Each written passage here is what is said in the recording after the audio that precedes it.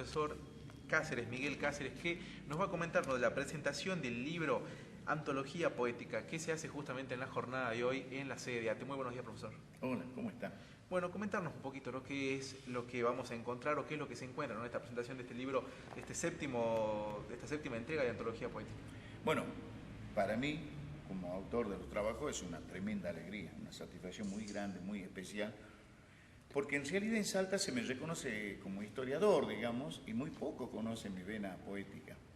Y yo ya tengo publicado 6 poemarios, más un séptimo que está incorporado en esta antología. O sea, la recopilación de todos los poemas de los 6 poemas ya publicados y agotados, los poemarios, más el séptimo que se inserta, que es de dónde vengo, así se titula el poemario.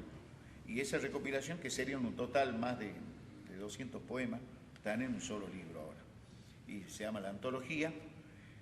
Es una tremenda alegría, una gran satisfacción, y ya con esto comienzo a desandar, digamos, a ponerle punto suspensivo a todo un esfuerzo, a toda una vida. Es una poesía muy intimista, o sea, una poesía que intenta reflejar todo un transcurrir muy largo, como dirigente social en la biblioteca, en la educación, en la política, en la literatura, los amigos que uno ha ido cosechando. Por eso hay poemas que están dedicados al Premio Nobel de la Paz, a Adolfo Pérez Esquivel, a Angelelli, que fue mi amigo junto a de Nevares. Yo alguna vez asistí al único congreso latinoamericano de obispos que hubo para denunciar el asesinato de Angelelli en Neuquén. Entonces, después la educación, lo deportivo de mi querido Pellegrini, mis vicisitudes vecinales, es decir, como parte integrante de la cuna de los poetas de esta Villa Cristina. Justamente la quiero realizar acá en el local de ATE, porque es barriada, no en este salón, porque este salón es moderno, está nuevito, pero en este lugar, en el salón viejito que fue reemplazado, mi mamá sabía venir a ver cine. Y hoy hay unos ventanales modernos, pero antes eran unos ventanales altos que estaban en la parte superior.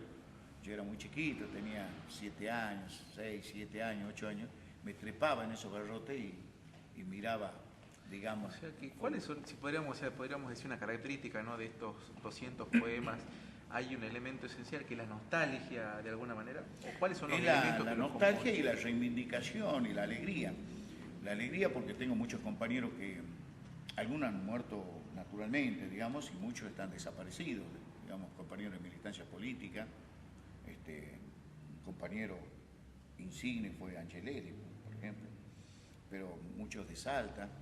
Entonces, a compañeros docentes, bueno, todo un transcurrir, por eso digo, en las bibliotecas populares, a barriadas que conformaron parte de la tarea social, por ejemplo, Villa Las Chartas, y bueno, se recopila amigos, hay un poema dedicado a Ariel Petrocelli, por ejemplo, bueno, a personalidades que han tenido, digamos, la generosidad de acompañarme, de privilegiarme con su amistad, con su compañía. ¿De cuántas páginas cuenta, ¿no?, justamente este libro? No sé cuántas páginas tiene el libro, pero debe tener 250. La verdad es que no me puse a mirarlo, porque yo tengo un concepto. Es decir, a partir que se imprime el libro, yo ya no me ocupo más. Es decir, ya inclusive, digo, creo que mi mente va a ir retrocediendo, lo poco que quede en mi cerebro, porque yo me quiero ir desocupando y comenzar a ocuparme de otras cosas. Yo, por ejemplo, descuidé muchísimo. Yo tengo casi 40 años en el contexto de las bibliotecas populares, y bueno, fundé colegios, barrios, bibliotecas. Entonces, ahora quiero empezar a reconcentrarme en mis hijos, mis nietos. Tengo 7 hijos, 3 nietos. Quiero empezar a vivenciar un poquitito este último trauma de la vida, tratar de recuperar un poquito el camino, ¿no? He dejado muchos afectos postergados, digamos, y quiero, entonces, no puedo tener cargada mi mente. Entonces, por ejemplo, hay cosas de la historia que yo la tenía en mi archivo desesperado, porque yo tantos años juntando, organizando, escribiendo borradores, y me queda la desesperación. Por ejemplo, de los 6 tomos de la historia del carnaval salteño, que son de 300 páginas cada uno, yo publiqué uno de la historia del carnaval. Y después me quedan más o menos unos 15 o 20 temas históricos que están escritos, que ya perdí la esperanza. O sea, que esto es de alguna manera decir paso de un paso, digamos, tanto tiempo en lo social, porque estas poesías, digamos, como hablaba de amigos, de tiempo vivido en la biblioteca, tiene mucho de social, para luego dedicarse a juntar y escribir posteriormente sobre lo personal? No, y lo social, pero también nos pertenece, porque, por ejemplo, acá frente de localidad está el canal del Esteco, que viene de la orillita del canal, la orillita del canal Valderrama. Y yo crecí, yo vivía acá a la vueltita, este es mi barrio, pasé toda mi infancia acá. Entonces yo he escrito la historia del canal del Esteco, desde la historia, todo, está narrado, cuándo se expropiaron tierra, por qué fue el cólera, cuándo llegó, qué gobernador vino cuando se inauguró el canal, qué día se inauguró el canal. Pero desde lo poético, yo lo agarro al tema desde otra punta. Digo, cuando éramos niños y teníamos embolsados los sueños en un paquete de figuritas, el canal de la Esteco con sus aguas chocolates era el mar final donde iban a parar nuestros barquitos de papel.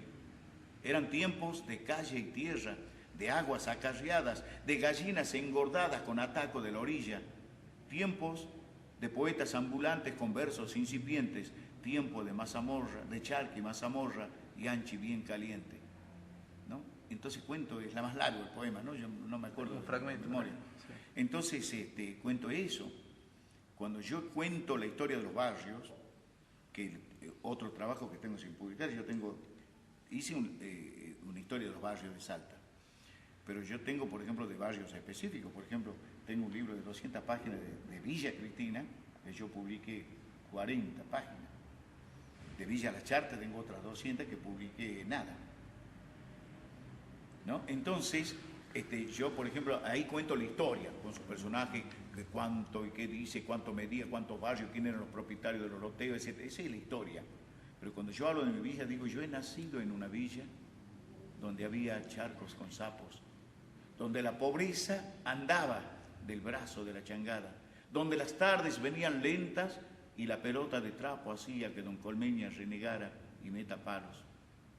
Es Villa Cristina, la cuna de los poetas, la que hoy necesito recordar con sus sauces llorones, besando la tierra, con acequias cantarinas, con bollos impregnando el aire, adobando sueños, el sueño de los pobres.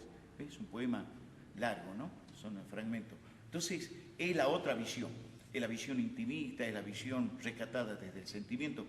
En la historia no, en la historia uno tiene que buscar la objetividad, uno tiene que tener el documento y trasuntar otro campo. Del mismo tema es otro perfil del análisis, del acercamiento, de la inserción. Uno busca la objetividad. En el poema no, la objetividad vuela el sentimiento. Bien, la verdad que esto marca dos diferencias, ¿no? De alguna manera, de la misma persona, la forma de escribir o la forma de hacer conocer, ¿no?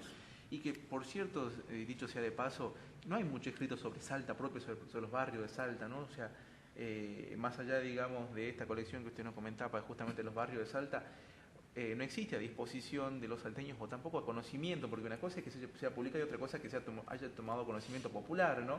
De justamente lo que la existe, historia, ¿no? Sin sentimiento, la historia sin connotación social, la historia de las minorías, la historia de los empingorotados, la historia del poder, la historia de la petulancia, la historia de espalda a la realidad.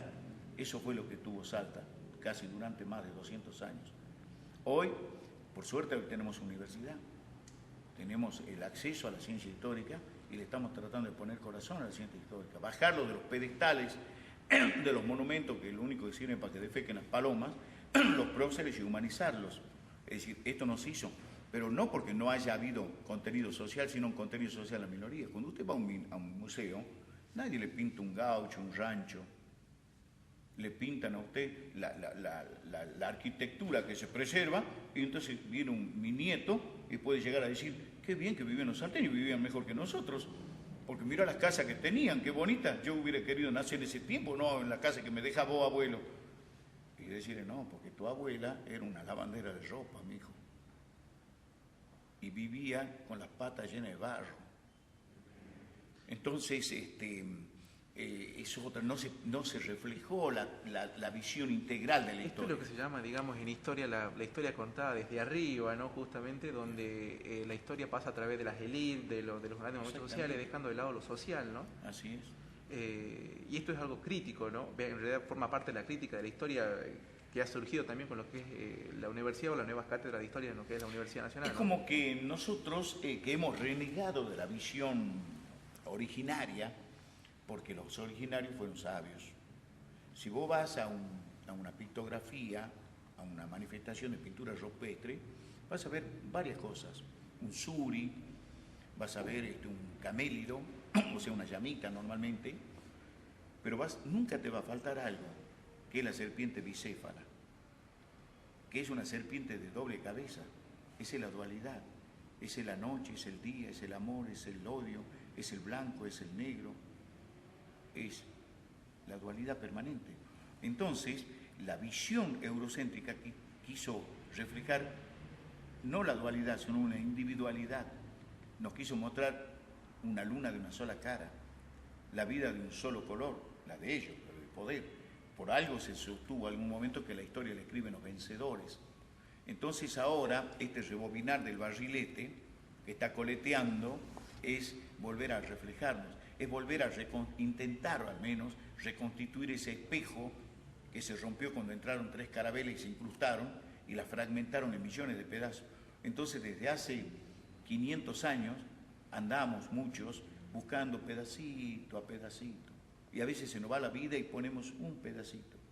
Viene otra generación y pone un pedacito hasta que logremos rearmar gran parte del espejo y nos podamos reflejar nosotros. Hemos perdido identidad, vivimos de una imagen prestada por el vencedor, que no sé si somos como él dice, porque tiene la arbitrariedad, tiene el autoritarismo de decirnos, ustedes así, y nosotros no nos podemos mirar. Entonces es necesario, fundamental, reconstituir este espejo, que es la memoria colectiva de América, donde nosotros podamos mirarnos y decimos, la pucha, éramos peor de lo que nos pintaban o éramos mucho mejor.